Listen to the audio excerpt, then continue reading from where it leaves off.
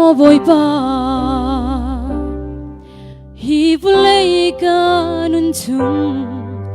a hin kan nun ning na ka ro than to ni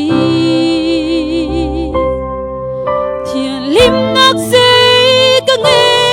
loi nam ya chat nak chim ding ka nge lo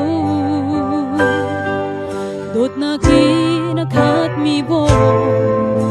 na kan dot tu ruangi mi sual thi ding mi chiam na kan chau hi oh a sung lo tu ke na kan dot nak sung chu thang chat ta kin na lang te mi sual bi ka si liao song i a ka do tu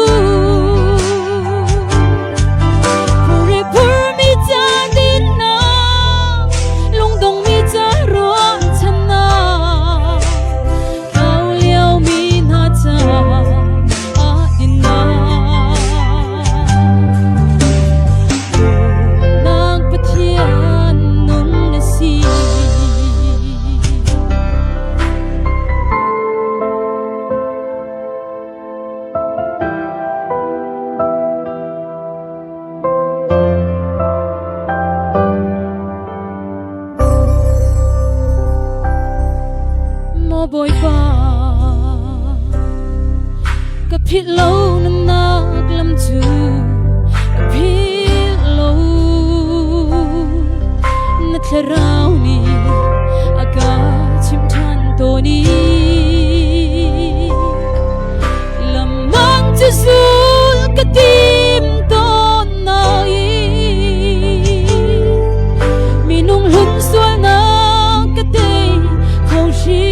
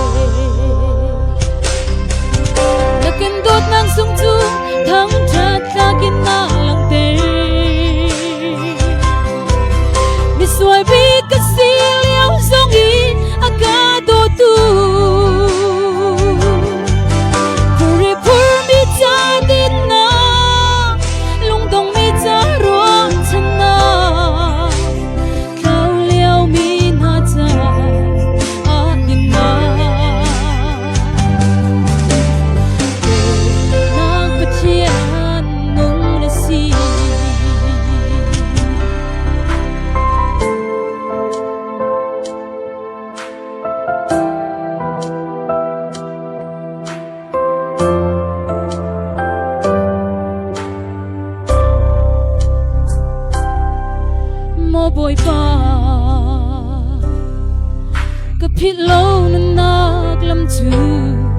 ka phit lo na tharau ni aga chim than to ni lamang chu